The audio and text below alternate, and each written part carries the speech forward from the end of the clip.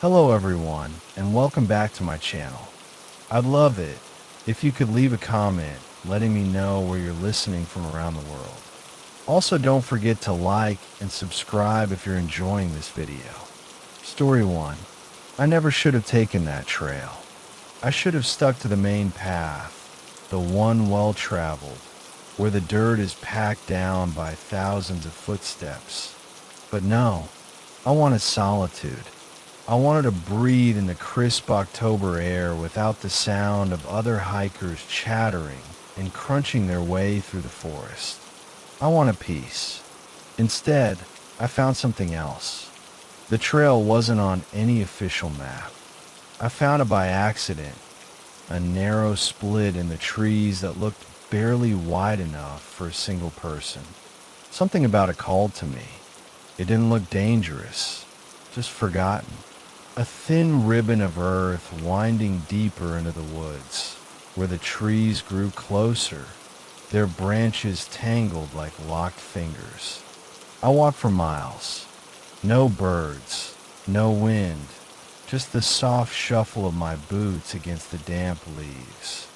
The deeper I went, the quieter it became, like the whole world had pressed a finger to its lips. Then I found the lake. It sat at the bottom of a gentle slope, a round, black mirror cupped by the trees. No ripples, no insects skimming the surface, just stillness. The kind of stillness that makes you hesitate, that makes you second guess your own footsteps. I knelt at the water's edge, my fingers tightening around the strap of my pack as I unscrewed the lid of my bottle. That's when I saw it, the reflection. At first, I thought it was my own, but the moment my eyes adjusted, I knew better. She was behind me, a woman. She stood ankle deep in the water, her skin pale as the belly of a fish, her dark hair plastered to her face in wet, lifeless strands. Her dress clung to her body, heavy with water. It should have been impossible, but she was there. I could see her. My heart slammed against my ribs. I spun around so fast I nearly fell forward into the lake. Nothing. The water was empty. The trees behind me stood motionless. The space where she had been was nothing but air. I swallowed hard. Maybe it was a trick of the light. Maybe the shape of the trees, the way the water reflected the shadows. Maybe my mind filled in the blanks. I told myself that. I made myself believe it. But I couldn't shake the feeling that I wasn't alone. I should have left right then and there, but I didn't. Stupid, I know. Instead, I capped my bottle and kept walking. The path twisted up the hill on the other side of the lake, and I followed it, tried to convince myself that I hadn't really seen anything, just my imagination. Then, about 10 minutes later, the feeling crept over me again. That terrible, skin-crawling sensation of being watched. I stopped mid-step, every muscle locking tight. Slowly, I turned my head back toward the lake. She was there, standing in the water, closer. Her face was more visible now, though I wished it wasn't. Her eyes were too wide, the sockets dark, hollow pits. Her mouth hung open, not in a scream, not in a gasp, just open, as if frozen in the middle of a silent wail. My chest tightened. Something inside me screamed run. So I did. I ran. My boots pounded against the dirt, the trees blurring past me. My breath came in ragged, burning gulps, but I didn't stop. I didn't look back. I just ran. The trail bent sharply, curving around a cluster of boulders, and I nearly lost my footing as I took the turn too fast. But then, just as I reached the clearing, just as I could see the thin ribbon of the main trail through the trees, I heard it. A sound that stopped me cold. A whisper. Help me. I don't know how I heard it over the rush of blood in my ears, but I did. It was low, thick, wet like someone speaking through a mouthful of water. My skin prickled. My stomach clenched. I turned. She was gone. The lake sat as still as before, its surface unbroken. But I knew what I'd seen. I knew what I'd heard. I forced myself to keep moving. I didn't stop again, not until I reached my car. Not until I locked the doors and sat there, hands gripping the wheel, heart hammering in my chest. Then, as I pulled onto the road, something caught my eye. A wooden post. A single, yellowed paper nailed to it, the edges curled from exposure. It was a missing person flyer, and there, staring back at me in black and white, was the woman from the lake. Her name was faded, but the picture, her eyes were the same. Dark, hollow, desperate. I don't hike alone anymore. Story 2. I never believe in ghosts, or monsters, or anything really outside of what I could see and touch. That changed last summer. I was hiking alone in Oregon, deep in the wilderness, where the trees grow so thick they blot out the sun. The air was cool, damp, carrying the earthy scent of moss and wet leaves. I had picked this trail specifically because almost no one ever took it. Just me, the forest, and the kind of silence that feels ancient. 3 miles in, I heard the first twig snap behind me. I didn't think much of it at first. Could have been a deer, maybe a rabbit. But when I stopped to take a sip of water, so did the sound, like it was waiting. I turned around. Nothing but trees. Tall, dark pines pressing in on both sides, their branches swaying slightly in the wind. I shook it off and kept going, telling myself it was just my imagination. But then I heard it again, closer this time, a soft crunch of leaves, a deliberate step. I stopped. So did it. I held my breath, listening. The wind hummed through the trees, and somewhere far off, a bird let out a sharp cry. But beyond that, nothing. Still, the feeling crept in. That prickling sensation at the base of your neck. The one that tells you you're not alone. I picked up the pace, my boots crunching against the dirt trail, heart beating faster than I'd like to admit. But the sound behind me, it matched my every step. Step, crunch, stop, silence. Something was there. Something was following me. I told myself it was just paranoia, but I didn't stop moving.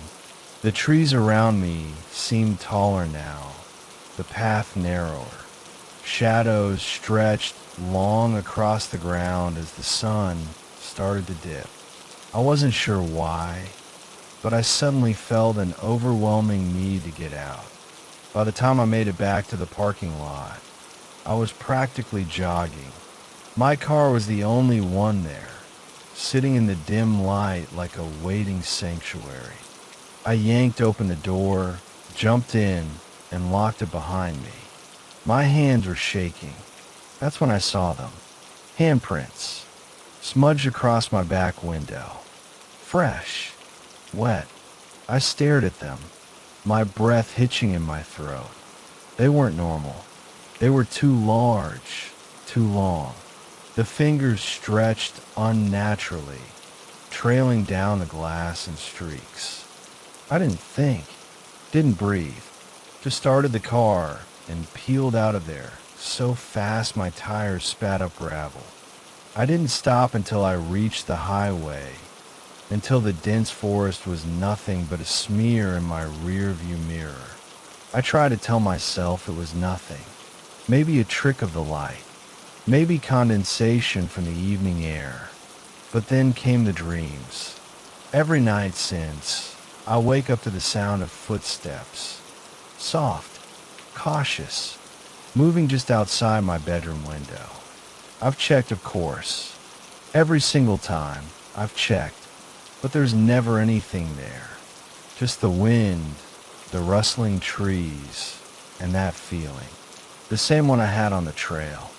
The feeling that something is waiting, that it followed me home, and worst of all, that it's getting closer. Story 3. A few years back, my friend James and I went on a weekend hiking trip in the Rockies.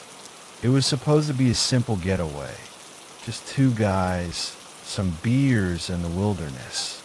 We weren't rookies. We'd done this plenty of times before. The plan was to hike 6 miles in, set up camp by a small stream, and spend the weekend off the grid. We got there just before sundown, pitched our tent in a clearing, and built a small fire. The night was quiet, except for the occasional rustling of leaves and the distant hoot of an owl. No cell service, no traffic noise, just the kind of silence that makes you feel like the world has forgotten you exist. It was around 2 a.m. when James shook me awake. I remember blinking up at him, disoriented, my mind still tangled in sleep. "Do you hear that?" he whispered.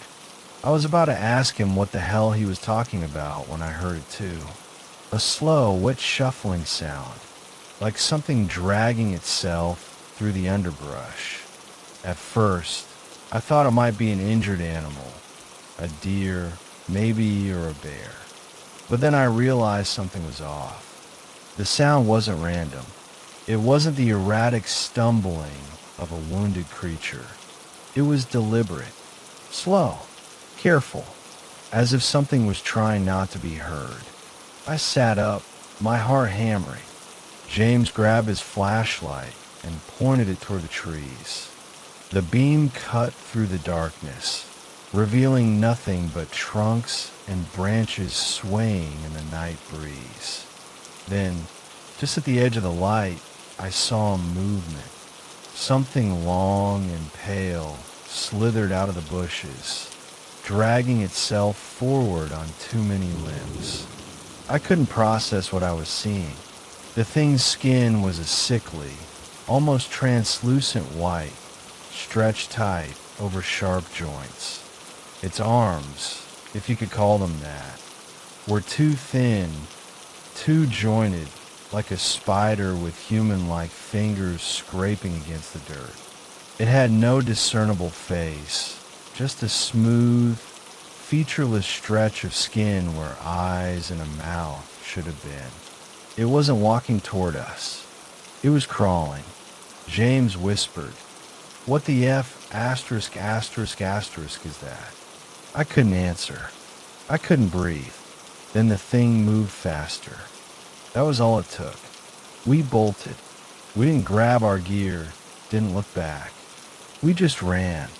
The forest blurred past us as we sprinted, tripping over roots, our lungs burning. Behind us, I could hear that wet, shuffling noise growing faster, like it had given up on being stealthy. James screamed. I turned my head for just a second, and I saw it. The thing was right behind us, its limbs moving unnaturally fast, scrambling over the forest floor like an insect with too many legs. We kept running until we couldn't anymore. My legs gave out first, and I collapsed against a rock outcropping, gasping for air. James fell beside me, wheezing, clutching his side, and then silence. We sat there, frozen, waiting, listening. Nothing. No footsteps. No movement. No wet dragging sound. Just the wind in the trees and the distant sound of running water. We stayed like that until the first light of dawn broke through the trees. When we finally worked up the courage to go back to camp, our tent was still standing. The fire had burned down to embers. It looked like nothing had been disturbed, except for the handprints in the dirt. They were too large, the fingers stretched out too far, bending in places human fingers shouldn't bend. They trailed from the edge of the clearing right up to where our tent had been, like something had been watching us sleep. We packed up and left without saying a word. Neither of us spoke about it on the way back. Hell, we barely spoke about it at all in the years that followed. But sometimes, late at night, when the house is dark and too quiet, I hear that same wet, shuffling sound in the back of my mind.